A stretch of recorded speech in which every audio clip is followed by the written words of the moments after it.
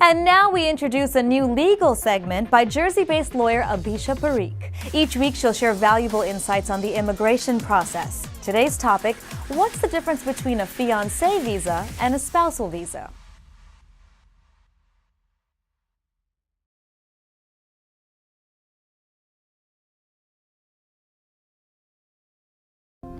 I'm immigration attorney Abisha Parikh, and today I'll be discussing the two ways you can bring your significant other into the United States and which option might be best for you.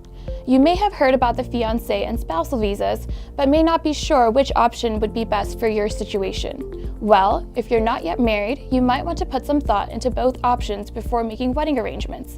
If you're already married, the spousal visa is your only option, as the K-1 fiancé visa only applies to unmarried, engaged couples. There are a few aspects you can take into consideration to see the comparison between the two visas. There are 5 aspects to consider. First, how quickly can my fiancé enter the USA? The visa process has several stages and different steps.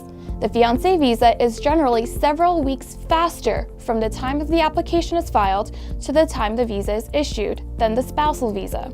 If getting your fiancé into the US as quick as possible is your only concern, fiancé visa is worth your consideration. Number 2, how quickly will my fiancé get a green card? If you opt for the K-1 visa, your fiancé will need to adjust their status, which takes another 5 to 6 months. In the case of the CR1 spousal visa, the card is included and presented upon entry into the US. So if your priority is being able to work and travel as quickly as possible, the spousal visa is 5 to 6 months quicker than the fiancé visa. Number 3, what is the cost difference?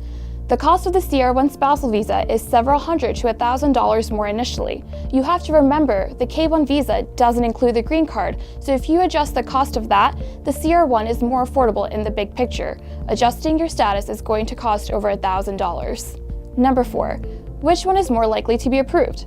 This will depend entirely on how well you can prove a bona fide relationship exists. Simply because you're married will not automatically prove a bona fide relationship.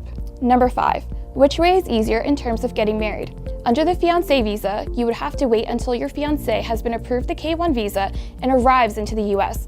Under the CR1, you can get married before your spouse arrives, even in the foreign spouse's home country.